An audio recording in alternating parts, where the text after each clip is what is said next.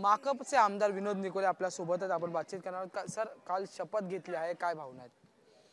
नाही, काल आणि आज शपथविधीचा दिवस होता। तर काल शपथ घेण्यासाठीच खरं म्हणजे मुंबईत आलेलो आणि यादीमध्ये माझं नाव होतं, त्यामुळे मी शपथ घेतलेली आहे। परंतु नंतर मी शपथ घेतल्यानंतर त्याच्यावर न्यूज वगैरे लागली, मला काही ठिकाणून मेसेज आला की तुम्ही महाविकास आघाडीत असताना तुम्ही शपथ घेतली, इतर आमदारांनी घेतली नाही।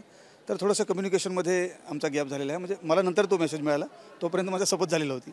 खरं तर आता तोच मुद्दा आम्ही विचारायला तुमच्याकडे आलो होतो की महाविकास आघाडीसोबत तुम्ही होता, तुमचा पक्ष होता, पण तुम्ही शपथ घेतली आणि इतर महाविकास आघाडीच्या आमदारांनी घेतली नाही, त्याचं नेमकं कारण काय? नाही, तसं काही नाही आहे। मी महाविकास आघाडीसोबतच आहे, महाविकास आघाडीसोबतच राहणार आणि आज ज्या मतदारसंघातून निवडून आलेलं आहे त्याच्यामध्ये महाविकास आघाडीचं खूप मोठं योगदान आहे, त्याच्यामुळे महाविकास आघाडीबरोबरच आहे मी। काल शपथ घेतानाच्या आधी काही मेसेज कम्युनिकेशन गॅप झाला, तो ते कम्युनिकेशनमध्ये गॅप पडला, त्याच्यामुळे ते माझ्या लक्षात आलं नाही।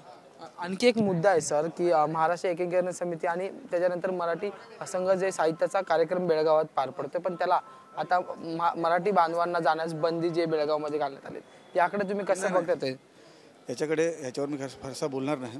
याच्यावरचा जो काही निर्णय आहे तो शेवटी आमच्या पक्ष लेवलवर जो होईल, पक्षाचा जो काही निर्णय होईल त्याच्याबरोबर आम्हाला पुढची भूमिका घ्यावी लागेल। आता पुढच्या 5 वर्षाचं नियोजन काय असणार आहे? शपथ झालेली आहे, अधिवेशन सुरू होईल, पुन्हा एकदा नागपूर अधिवेशन, तुमचे काय आता पुढच्या 5 वर्षाची तयारी असणार? 5 वर्षाचं नियोजन मी केलेलं आहे, कारण मागच्या 5 वर्षामध्ये सर्व आपला कोरोना वगैरे ह्या गोष्टी सर्व जे आपत्ती आलं, त्याच्यामुळे असं मतदारसंघामध्ये कामं पण केलं, परंतु असं सांगता येणार की सर्वच काही काम झालेलं आहे। अनेकशी कामं अजून पेंडिंग आहेत, ते करता येतील। विकासाची कामं आहेत, जास्त करून शेती क्षेत्रामध्ये जे आमच्याकडे जो अल्पभूधारक शेतकरी आहे त्याला शेतीमध्ये, कारण की आमच्याकडे मायग्रेशन मोठ्या प्रमाणात होतं, तर त्या शेतकऱ्याला कसं थांबवता येईल याच्याकडे जास्तीत जास्त लक्ष देण्यात येईल।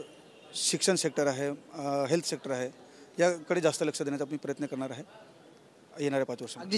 अगदी शेवटचा मुद्दा आहे, महाविकास आघाडीने ईव्हीएमवर मुद्दा उपस्थित केलेला आहे, तुमची काय भूमिका आहे ईव्हीएमच्या बाबतीत? बघा, ईव्हीएमवर आता मी पर्सनली आमदार म्हणून बोलू शकणार नाही। आमच्या पक्षाची जी पण भूमिका असेल, अजून काही चर्चा, मला वाटतं महाविकास आघाडीची जेव्हा चर्चा होते बैठकीमध्ये, तेव्हा आमच्या पक्षाचे वरिष्ठ नेते असतात, त्यांच्याबरोबर चर्चा होईल आणि पक्षाचा जो काही निर्णय असेल त्या निर्णयाप्रमाणे आपण पुढील भूमिका घेणार आहोत। धन्यवाद।